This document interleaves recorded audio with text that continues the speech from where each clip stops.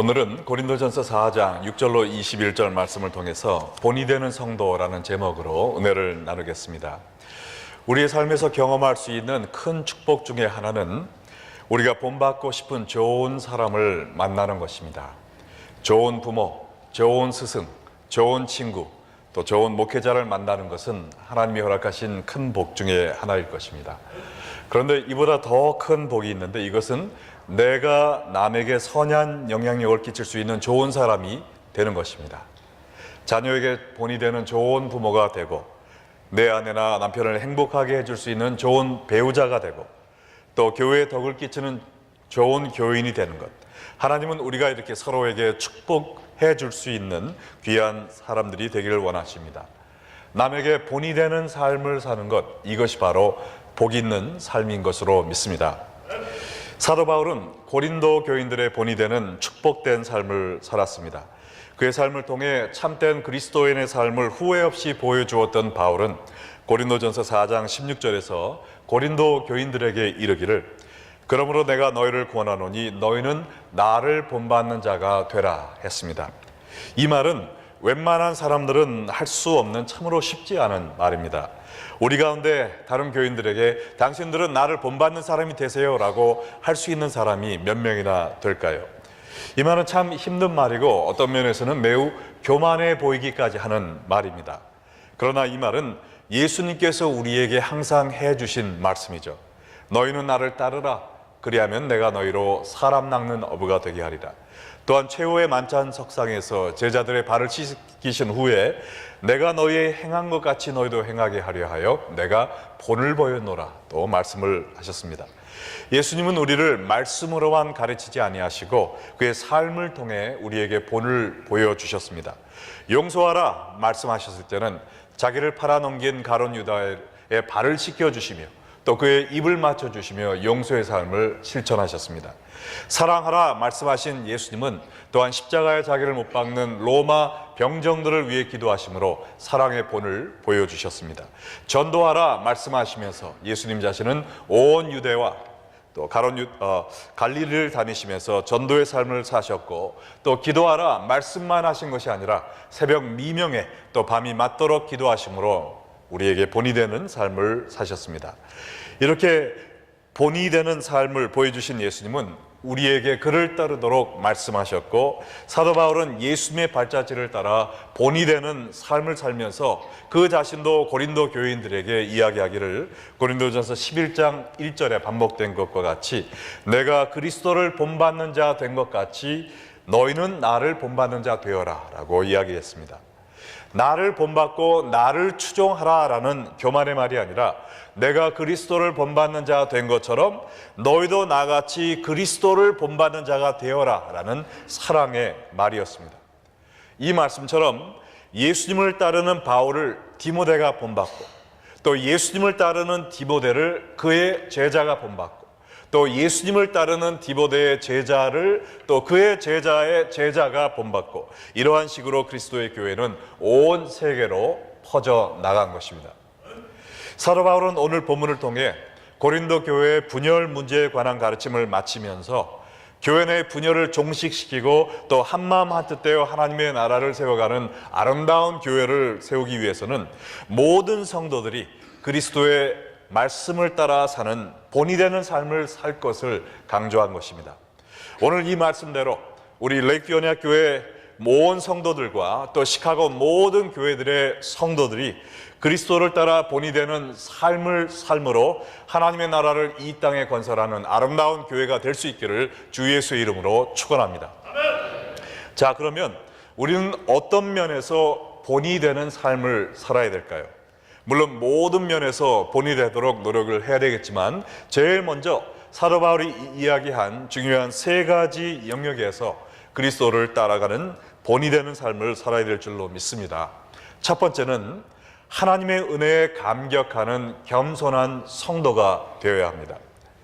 오늘 말씀 6절에 보니까, 형제들아 내가 너희를 위하여 이 일에 나와 아볼로를 들어서 본을 보였으니 이는 너희로 하여금 기록된 말씀 밖으로 넘어가지 말라 한 것을 우리에게서 배워 서로 대적하여 교만한 마음을 가지지 말게 하려 함이라. 고린도 교인들은 여러분이 잘 아시듯이 고린도 교회 1대 목회자인 바울과 또 2대 목회자인 아볼로를 따르는 사람들이 각각 편을 갈라 파당을 만들고 서로 자랑하고 판단하며 싸우고 있었습니다. 그러나 바울과 아볼로는 이 싸움에 같이 휘말린 것이 아니고 아볼로가 바울이 있던 에베소에 가서 함께 동역하는 모습을 보여줌으로 말미암아 두 리더가 주 안에서 연합된 모습을 보여준 것입니다. 여기에 기록된 말씀 밖으로 넘어가지 말라 그랬는데 그 말씀은 사도 바울이 고린도전서 1장에서 3장까지 인용한 구약의 말씀들을 이야기하는데 전부 다 보면 스스로 지혜 있는 자처럼 행동하지 말고 겸손한 마음으로 하나 되어라 라는 이야기를 일컫고 있는 것입니다. 그러므로 바울은 우리가 이 본문에서 보듯이 고린도 교인들에게 교만한 마음을 가지고 서로 대적하지 말고 우리에게 이 겸손함과 연합함을 배워라 라고 이야기를 한 것입니다. 그런데 여기에 이 우리가 누굴까요? 사도 바울과 누굴까요? 아볼로죠. 네. 여러분, 우리라는 단어는 친밀한 연합의 관계를 의미하는 아주 특별한 단어입니다. 그래서 우리라고 얘기하면 벌써 끈끈한 정이 거기에 있는 단어인데, 이 본문에서 자신과 아볼로에 대한 관계를 설명하면서 사도 바울은 우리라는 단어를 8번이나 이야기합니다. 그것을 통해서 바울과 아볼로는 경쟁의 관계가 아니라 겸손히 하나님을 위하여 함께 섬기는 동역자다라는 것을 강조하고 있는 것입니다. 그러면서 이어지는 구절들을 통해서 우리가 왜 교만할 수 없는가라는 것을 설명을 하고 있는데요. 7절과 8절 보시면 누가 너를 남달리 구별하였느냐? 내게 있는 것 중에 받지 아니한 것이 무엇이냐? 네가 받았은즉 어찌하여 받지 아니한 것 같이 자랑하느냐? 너희가 이미 배부르며 이미 풍성하며 우리 없이도 왕이 되었도다. 우리가 너희와 함께 왕노릇하기 위하여 참으로 너희가 왕이 되기를 원하노라. 여기서 누가 너희를 남달리 구별하였느냐라고 물어보았는데요. 이것은 두 가지로 해석이 될 수 있습니다. 첫 번째는 누가 너희를 남보다 훌륭한 사람이라고 얘기했느냐? 왜 너희가 혼자 착각하며 갑질하고 그러느냐? 이 말입니다. 두 번째는 성도가 세상과 구별된 자라는 것을 생각할 때 누가 너희를 구원하여 주었느냐? 너희의 힘과 능력으로 구원받은 것이 아니라 오직 하나님이 너를 구원하셨는데 너희가 너희 자신을 구원시킨 것처럼 왜 잘난 척을 하고 있느냐? 이 말입니다. 계속되는 말씀처럼 너희 소유한 모든 것 중에 하나님께 받지 아니한 것이 하나라도 있느냐? 너희가 갖고 있는 모든 것이 하나님이 주신 것인데 어찌 교만하여 너희 자신을 내세우며 자랑하고 있느냐라고 이야기하고 있는 것입니다. 여러분도 여러분이 갖고 있는 모든 것이 하나님이 여러분에게 주신 것임을 믿고 고백하십니까? 아멘 소리가 제가 생각한 것보다 그렇게 크진 않는데요. 여러분 가운데서는 목사님 억울합니다. 제가 대학교 가서 이거 학위 따느라고 얼마나 열심히 공부한 줄 아십니까? 제가 이 PhD 디그리를 따기 위해서 밤잠 안 자면서 공부했습니다. 여러분이 열심히 공부하셨을지 모르지만 여러분의 그 명석한 두뇌 누가 주신 것입니까? 하나님이 주신 것이죠. 여러분이 얼굴만 잘생기고 거기에 뇌가 없었다면 어떻게 그렇게 힘든 공부를 할 수 있겠어요? 하나님이 주셨기 때문에 가능한 것입니다. 여러분 가운데서는 목사님 제가 200불 갖고 미국에 와서요 얼마나 주먹을 옮겨쥐고 열심히 일했는지 그래서 일궈놓은 제 사업터입니다. 하나님이 해주신 게 아니고 제가 했다니까요. 여러분에게 그 두 손과 두 발을 주신 분은 누구입니까? 하나님이 여러분에게 손과 발을 주지 않으셨다면 여러분이 무엇을 할 수 있었겠어요? 우리가 가진 모든 것은 하나님이 주신 것입니다.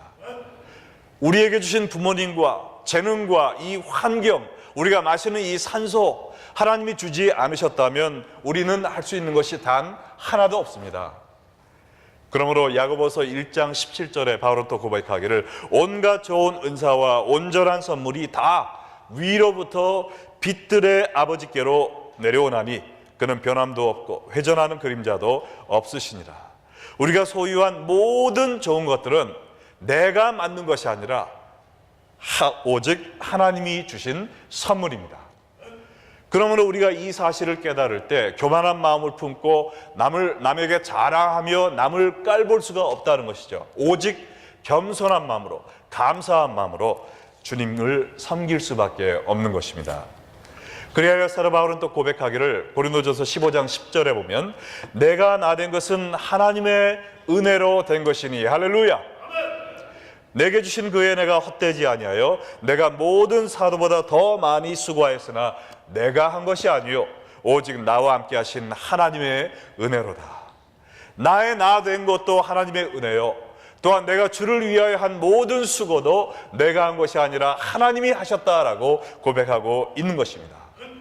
캘리포니아의 그레이스 커뮤니티 처치를 담임하시는 존 맥카톨 목사님이 말씀하시기를 화면에 나와 있는 것처럼 만일 우리에게 좋은 부모가 계시다면, 우리가 좋은 나라에서 태어났다면, 그리고 좋은 재능을 갖고 있다면 이 모든 것은 하나님이 우리에게 주신 것이다.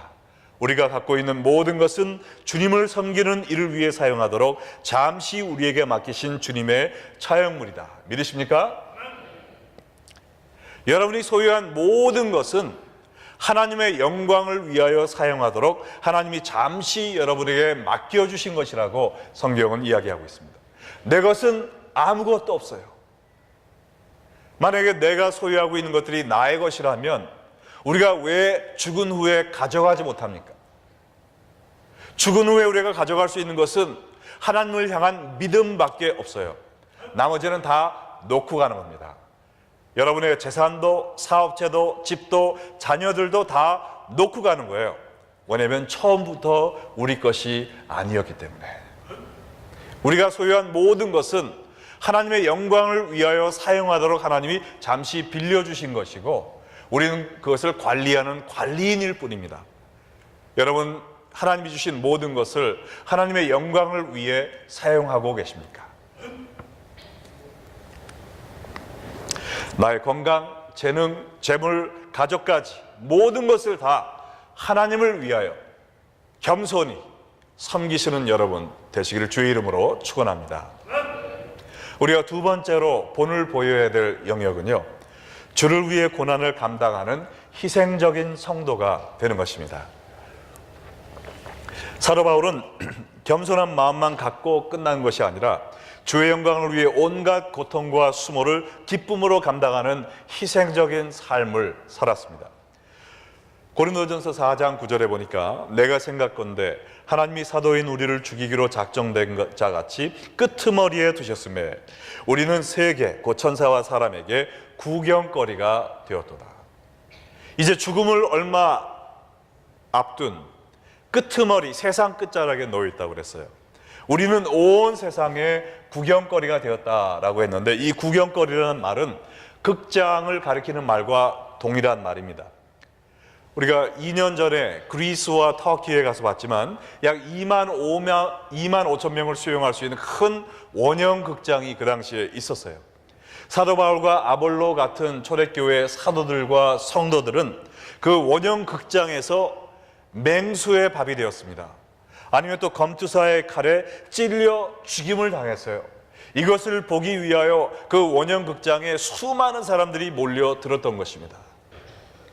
만약 바울이 예수를 믿지 않았다면 그의 지식과 사회적인 지위와 그동안 모아놨던 모든 돈을 가지고 얼마든지 왕처럼 떵떵거리며 살 수 있었을 거예요.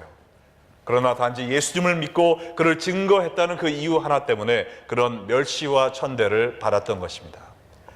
그러나 사도들은 그런 고난을 피해서 도망가지 않았어요. 오히려 자원하여 기쁨으로 주님 가신 그 십자가의 길을 걸어간 것입니다. 웬일일까요?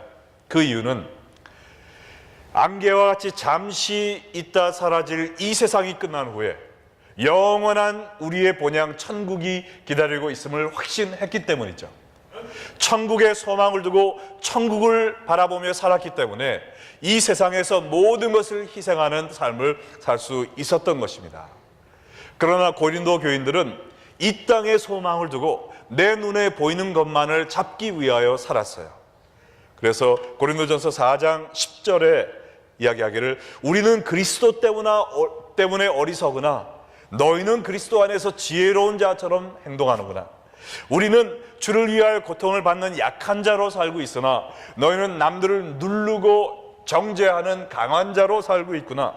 우리는 비천한 위치에 떨어졌지만 너희는 존귀한 사람이 되기 위하여 교만한 사람이 되고 있구나라고 이야기를 하고 있어요. 11절에도 보면 사도 바울과 같은 사도들은 인간의 가장 기본적인 필요인 의식주조차 포기했습니다. 바로 이 시각까지 우리가 줄이고 목마르며, 이거는 의식주 가운데 뭐에 해당되죠? 예. 제가 너무 힘든 말을 해가지고 여러분들이 깜짝 놀라고, 우리 목사님이 의식주를 어떻게 하나. 예. 저도 그 정도는 선함께 3년이 되어서 이제 압니다. 자, 줄이고 목마르면은 먹는 거잖아요. 식당 할 때. 예. 먹는 거를 포기한 겁니다. 그 다음에 헐벗고는 의식주 중에 뭐죠? 의복할 때 그런 입는 것도 없었어요.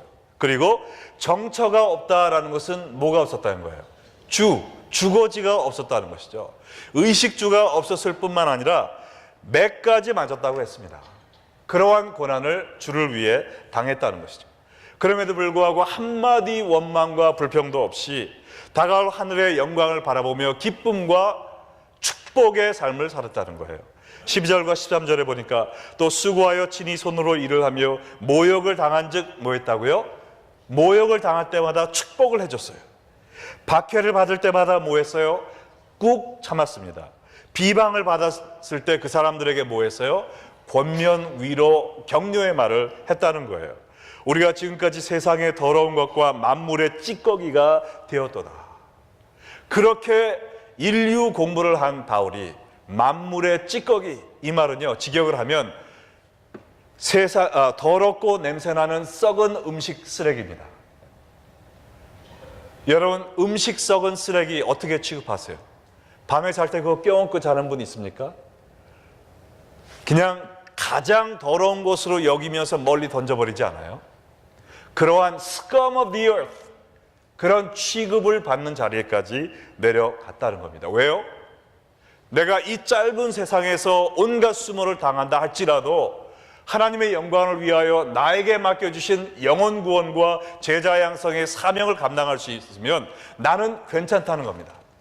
이 땅을 위해서가 아니라 저 영원한 본향을 위해 사는 사람이었기 때문에 그렇죠. 사도 바울이 당한 고난이 고린도 후서 11장에 보면 더 자세히 나와 있습니다. 24절로 27절에 보면 유대인들에게 40에서 하나 감한매를 5번이나 맞았으며, 왜냐하면 40대를 맞으면 사람이 죽게 돼 있었어요. 그래서 하나 감한 39대, 이거를 5번이나 맞았다는 겁니다. 여러 번 여행하면서 강의 위험, 강도의 위험, 동족의 위험, 이방인의 위험, 신의 위험, 광야의 위험, 바다의 위험, 거짓 형제의 위험을 당하고, 또 수고하며 애쓰고 여러 번 자지 못하고 줄이며 목마르고 여러 번 굶고 춥고 헐벗었노라. 예수님의 영광을 위하여 사명을 완수하기 위해 이러한 고통의 삶을 감수했다는 겁니다. 여러분, 우리 레이크뷰 언약교회 교인이 되려면 이런 고통을 해야 됩니다 라면 사인하실 분 있으시겠어요? 바울이 나를 본받아라 라고 얘기할 때는요, 교만의 말이 아니라 나처럼 예수 그리스도를 닮기 위해 주님 가신 이 고난의 길에 동참하라 라는 초청이었습니다. 여러분, 바울이 감당한 이 어려움, 여러분도 감당하시겠어요? 아멘 하시는 분들도 몇 분 계시지만 다른 분들은 혹시 바울은 좀 힘들겠구만요. 바울은 좀 그냥 스킵하고 저는 그냥 예수님 따라갈게요. 네. 바울이 이 정도로 고생했는지 몰랐구만요. 제가 충청도 사투리가 망합니다. 제가 충청도에서 태어나서 한 달 살다가 서울로 이사 갔거든요. 자, 근데 그럼 바울은 그런 삶을 살았지만 예수님은 어떤 삶을 살았는가? 예수님은 어떠한 초청을 해주셨는가? 마가복음 8장 34절에 보니까 무리와 제자들을 불러 이르시되 누구든지 나를 따라오려거든 자기를 부인하고, 내가 먹고 싶은 거, 갖고 싶은 거, 누리고 싶은 거, 즐기고 싶은 거 다 포기하라는 겁니다. 십자가를 지고 나를 따를 것이라. 바울이 간 길보다 훨씬 더 힘들고 고통스러웠던 길이 예수님이 가신 길이에요. 예수님은 나를 따르라 라고 이야기했습니다. 여러분, 오늘날 많은 성도들이 기독교에 대해서 잘못 이해하고 있는 것이 있습니다. 우리가 기복신앙의 영향을 받아서 예수 믿으면 이 땅에서 잘 살게 해준대, 예수 믿으면 하나님이 축복해 주신대, 내가 기도하는 거 다 들어주시고 애들 잘 되게 해주시고 이 땅에서 기쁨을 누리게 해주신대. 마치 예수 믿는 것이 내가 원하이다 비나이다 비나하면 내 삶을, 최고의 삶을 이 세상에서 누리게 해주는 방법인 것으로 착각을 하고 예수를 믿는 사람이 있다면 번지수 잘못 찾으셨습니다. 예수님은 여러분들로 하여금 이 세상에서 위대한 삶을 살도록, 위대한 사람이 되도록 불러주신 것이 아니에요. 하나님은 여러분이 저 천국에서 위대한 자가 되도록 불러주셨습니다. 천국에서 하나님의 인정을 받는 자가 되도록 불러주신 거예요. 그것을 위하여 이 땅에서 우리의 피를 뿌리는 겁니다. 우리의 목숨을 씨앗으로 뿌리는 거예요. 우리의 수고와 노력과 희생을 주를 위해 아낌없이 바치는 겁니다. 그러한 사람이 천국에서 하나님의 인정을 받는 사람이 되는 겁니다.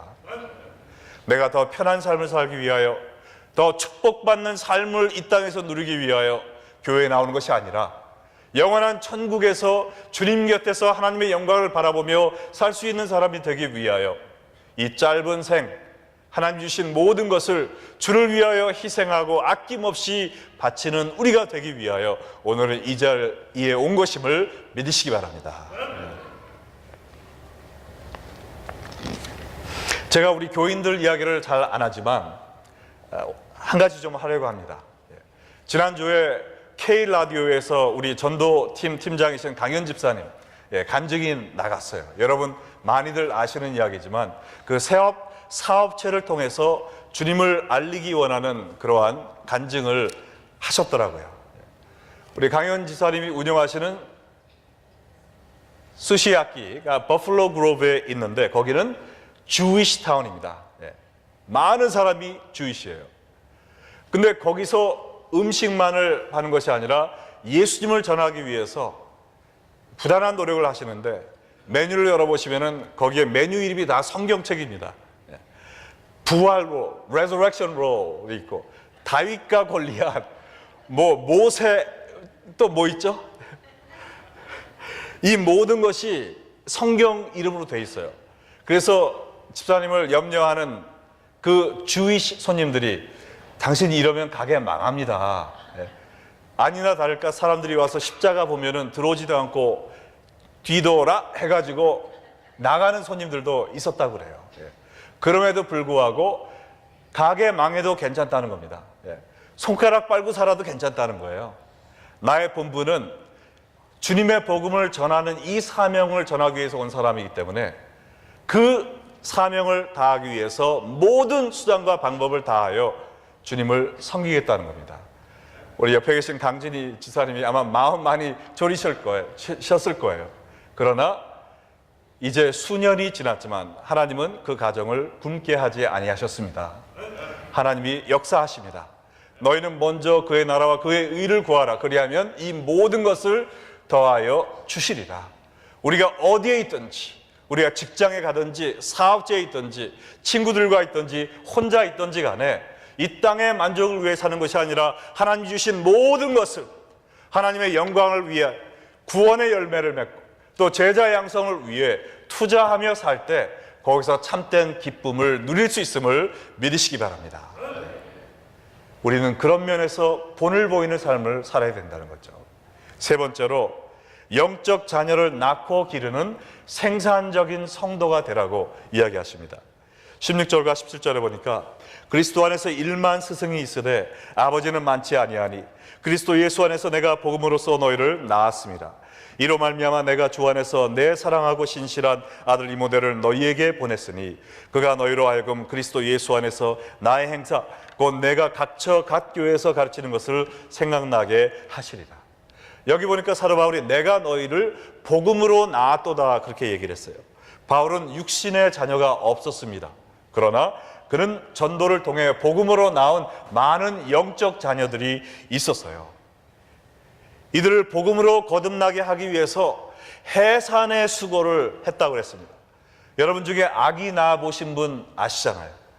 이 아기 낳는 고통보다 더 큰 고통은 없다고 얘기합니다. 저는 몰라요. 왜냐면 저도 아직은 애를 안 낳았거든요. 근데 가시를 찔려봤는데 그 가시 찔린 것도 얼마나 고통스러운지 모르겠어요. 그러나 애 낳는 그 고통과 열심으로 전도에 힘썼다고 그랬어요.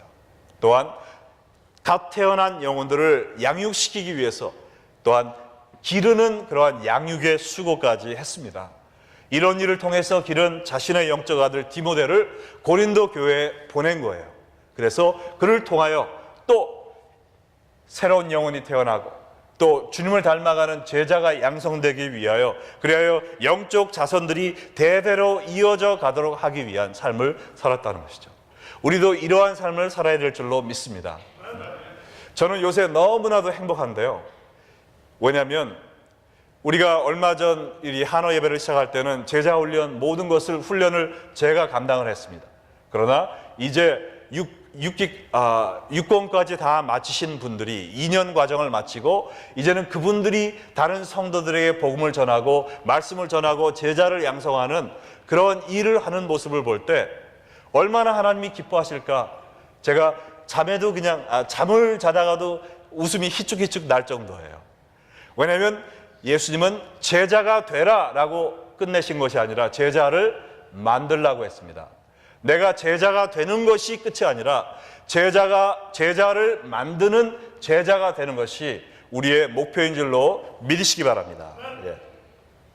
이번에 제자 학교 6권을 수료하신 분 가운데 2분이 또 다음 8월 30일부터 시작하는 가을 학기에 말씀을 가르치게 될 것입니다. 할렐루야. 우리가 영적인 자녀를 낳고 또 그들을 키우는 생산적인 삶을 사는 본을 보이는 여러분 다 되시길 주의 이름으로 축원합니다. 왜냐하면 이것이 바로 우리가 하나님께 드릴 열매거든요. 여러분이 이 세상의 삶을 다하고 저 세상에서 눈을 뜰 때 예수님이 여러분에게 뭐를 원하실까요? 너 시카고 살면서 사업체 몇 개나 가졌었니? 돈 얼마나 모았어? 무슨 큰 건물을 짓고 왔니? 그거 상관하지 않으십니다. 하나님이 원하시는 건 뭐예요? 영혼 구원의 열매입니다. 할렐루야. 또한 제자 양성입니다. 그 열매를 바라시는 거예요. 삶의 변화, 그 열매를 위하여 사용되는 그 열매를 맺기 위하여 땅에 떨어져 썩어지는 씨앗이 되는 여러분과 제가 되기를 주의 이름으로 간절히 소원합니다. 어제 바로 시카고에 있는 기도의 집 교회에 노숙자들을 위한 부흥회가 있었어요. 오늘까지 진행됩니다. 어제 저희 교회가 섬기는 날이라 많은 분들이 정성껏 음식을 준비해서 가서 함께 예배를 드리고 그들과 기도하고 식사를 대접하고 저는 또 말씀을 전하는 사역을 감당하려고 왔습니다. 근데 기도의 집을 통하여 삶이 변화된 노숙자들이 많이 있는데 간증을 2명이 했어요. 근데 처음에 헐이란 분이 나와서 이야기하기를 덩치가 아주 큰 백인 중년의 신사인데 이야기하기를 자기는 태어나서부터 온 집안 식구들이 알코올 중독자였기 때문에 자기도 알코올에 손을 댔다고 그래요. 어린 나이부터. 그 다음에 마약을 하게 되었습니다. 마약을 사기 위해 사람들에게 돈을 마구 빌렸는데 갚지 않고 사기를 치게 되었어요. 나중에 돈이 없으니까 길거리에 나가서 사람들을 때려 눕히고 그들의 돈을 뺏는 강도질을 했습니다. 그러다가 사람을 죽이는 살인죄까지 지었대요. 25년을 복역을 했습니다. 그리고 나오니까 식구들 중에 아무도 그를 받으려 하지 않아서 길거리를 헤매는 홈레스 노숙자가 되었다는 거예요. 어느 날 노숙자 쉘터에 앉아 있는데 기도의 교회 김광수 목사님이 밴을 끌고 와서 오늘 교회 갈 사람 없습니까? 할 때 이상하게도 마음이 움직여 교회에 따라갔다는 것이죠. 거기서 예수님을 만났습니다. 구원을 받았어요. 근데 나 같은 죄인을 구원해 주신 예수님을 만나고 나니까 구원받은 것에 만족하는 것이 아니라 그 그 하나님의 사랑을 더욱더 깨닫고 하나님께 어떻게 하면 내가 보답할 수 있을까? 하나님을 사랑하는 삶을 살기 위해 남은 여생을 바친 것입니다. 간증하는데 눈물이 줄줄줄줄 흘러요. 하나님의 사랑이 너무나 놀랍고 형용할 수 없을 만큼 좋다는 겁니다. 그러면서 그 교회 드라마 팀에 들어가서 예수님의 역할을 하면서 주를 섬기는 그 모습을 볼 때, 여기에 바로 하나님이 기다리시는 아름다운 열매가 하나 있구나라는 것을 발견을 했습니다. 그 다음에 또 마이클이란 분이 나왔어요. 그분은 70이 거의 다 된 노인인데, 이분도 부모가 어렸을 때 학대를 많이 했는지 참 힘들어서 14살 때 자살 시도를 3번이나 했다는 거예요. 근데 목숨이 부지되어서 자라나서 공부를 하고 간호사가 되어서 정상적인 삶을 사는 듯 했는데 60이 되었을 때 몹쓸병에 들어서 일을 더 이상 하지 못하겠다는 겁니다. 그랬더니 직업을 잃어버리고 집을 잃어버리고 건강 잃어버리고 나중에는 길거리로 나앉는 홈리스 노숙자가 된 거예요. 그러다가 또 기도의 집 교회를 통해서 예수님을 다시 만났습니다. 기도하면서 치유를 경험을 했어요. 직업을 다시 갖게 되었습니다. 이제는 아파트도 다시 갖게 되었어요. 나이가 거의 70이 되었습니다. 앞에 나와서 간증을 하는데, 내가 이 사랑 충만한 예수님을 젊었을 때 더 섬기지 못하는 것이 후회된다는 겁니다. My best years를 주를 위하여 섬기지 못한 것이 후회됩니다 라면서 눈물을 쏟아기처럼 쏟아요. 그리고 내가 힘이 다 없어졌지만, 나이가 많이 들었지만 이 70 나이에 내가 선교사로 지금 헌신했다는 겁니다. 앞으로 에티오피아 선교사로 가기 위해 준비하고 있다는 거예요. 할렐루야. 그것이 바로 하나님이 원하시는 열매라는 겁니다.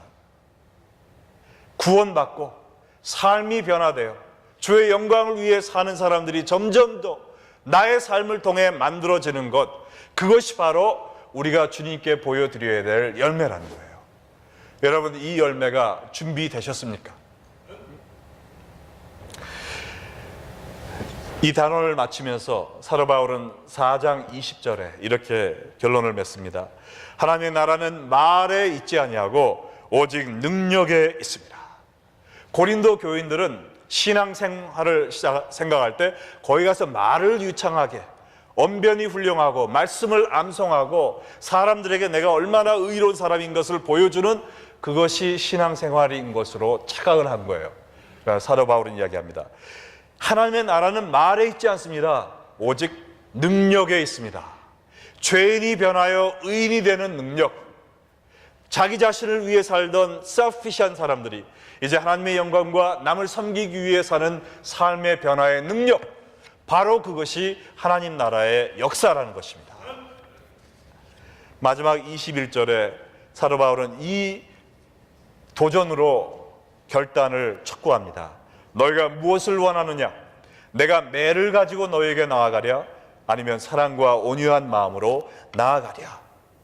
사도 바울은 이미 죽어서 천국에 있지만 예수님도 오늘 우리에게 동일한 결단을 촉구하고 계시리라고 믿습니다. 지난 주일에 얘기했던 것 같이 우리의 죽은 후에는 최후의 심판이 있습니다. 거기는 양갈래 길밖에 없어요.